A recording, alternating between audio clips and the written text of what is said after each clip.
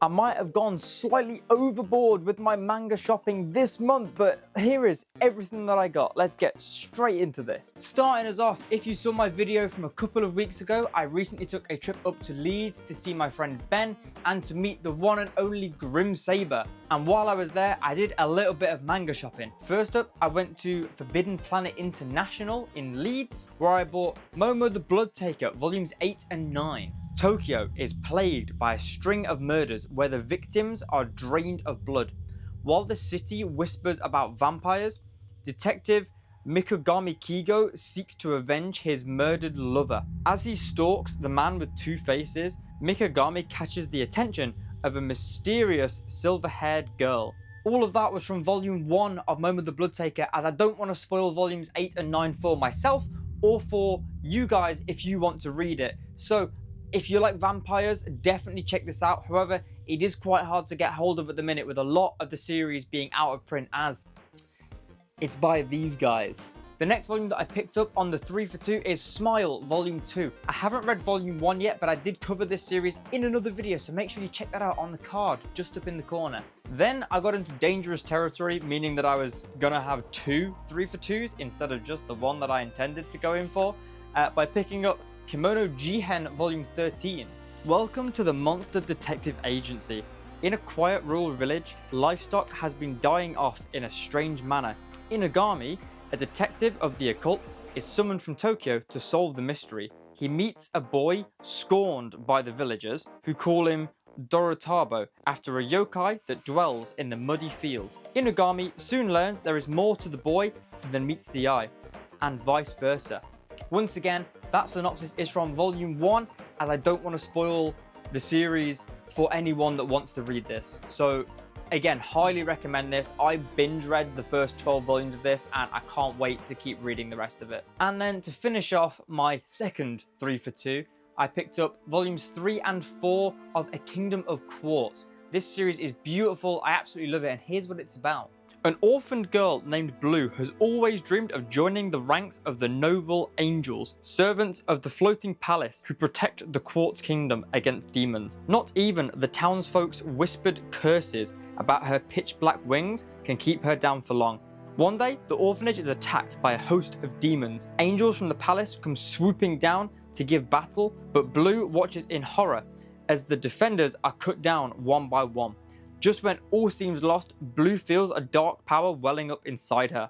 It may be enough to avenge the fallen, but will the cost prove too great? This is once again from Volume 1, as I don't want to ruin too much of the later series for myself or for you guys. I highly recommend this series if you're a fan of Witcher Atelier, as that is the series that brought me onto this because of the art style and the kind of fantasy storyline.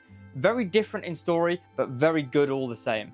Finishing off the Leeds segment of my haul, I picked up Statues by Junji Ito from Travelling Man. If you're not familiar with Junji Ito is a horror mangaka with a range of both long and short story collections available. This is just one of many, and I love the art style, I love his stories, and I cannot wait to deep dive this one. Next up, we have got the manga that I've bought from Untold Comics in Kidderminster. First up, we have a new 7 Siege release. Tonight, I have a date with a serial killer. A killer's sixth sense. Murder is on the rise, and the bodies keep piling up. For police officer Isogai Shiro, solving these killing sprees is his sole purpose. He'll stop at nothing to find the deranged murderers, and has thrown himself entirely into the investigation. So when a mysterious informant begins tipping off the police about serial killers before they strike again, Isogai sees a chance at a breakthrough, but the source isn't at all what he expected. A young woman named Kiroi Hinata, who seems to have a sixth sense that helps find killers. Together, this unlikely duo dives into the city's darkest corners, hunting monsters in human skin. Because for Osagi, this is more than justice, it's personal. The next one is a series that I know has been out for a while, but I've never really looked into, and this was a recommendation from my girlfriend, Lottie. Her YouTube channel is on a card in one of these top corners here right now. And that is Coffee Moon. Drip, drip, drip. The hands run around the clock. Today is my lucky day because it's my birthday. Together, can we reach a new tomorrow, or will we be stuck in another today? Same routine 1033 times, Nothing changes until my best friend Dana remembers. From the back of this book, I have no information as to what this series is about, but it's a recommendation from my girlfriend and I cannot wait to give this a go. Next up, we have got the latest release from the Smudge line, and that is Hide and Seek by Naono Yoshiki. This is a set of horror short stories. I'm not going to talk about this too much because I have got a video coming out very soon, later this month, about the entire Smudge line and a review on every single one that they've released so far. So you'll have to check that out when that comes out. The next volume, I've been waiting for a physical release in this in stores for the longest time. And that is 333 AM Stories by Yitan. Yitan is a horror mangaka. I believe he's English, Spanish, and now lives in Japan making manga. I've followed this guy for like 2 to 3 years, following the process of this being made. I'm so glad to have a copy of it. Let me read the back and tell you what this is about. Strange and terrifying stories that happen in the city while you are sleeping. Inspired by probably real urban legends. Who knows? 333 AM Stories is a horror anthology which features a collection of 4 tales of horror by Tokyo-based manga artist sensation Yitan.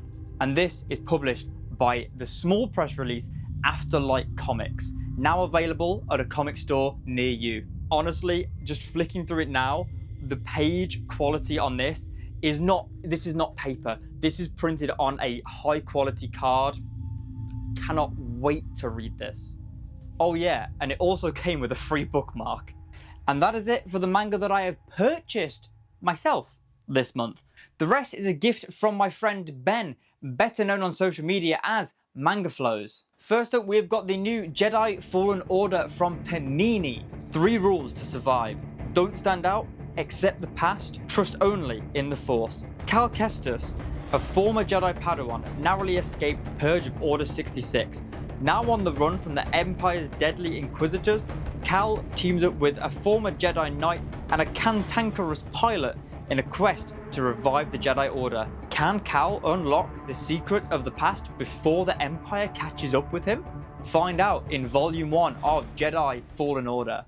And the final full series of manga that I have bought off of my friend Ben is Pleasure and Corruption by Yu Sumaya. Broken souls achieving satisfaction through their corruption.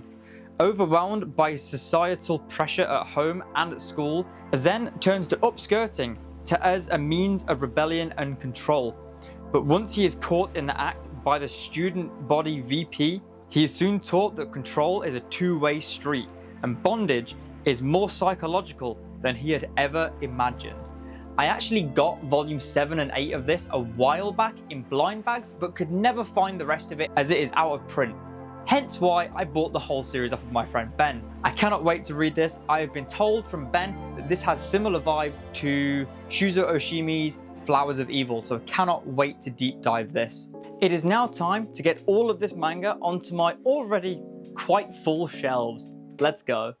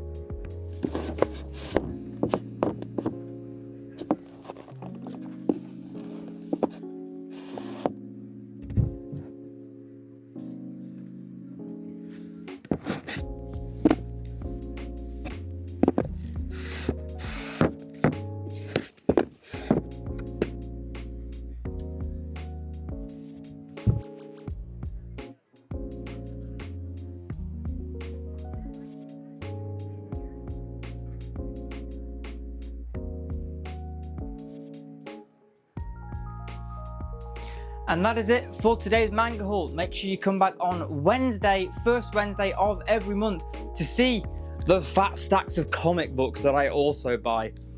I did go a little bit overboard this month, I can't lie, but some exciting stuff in here. So make sure you come back on Wednesday. I'll see you next time.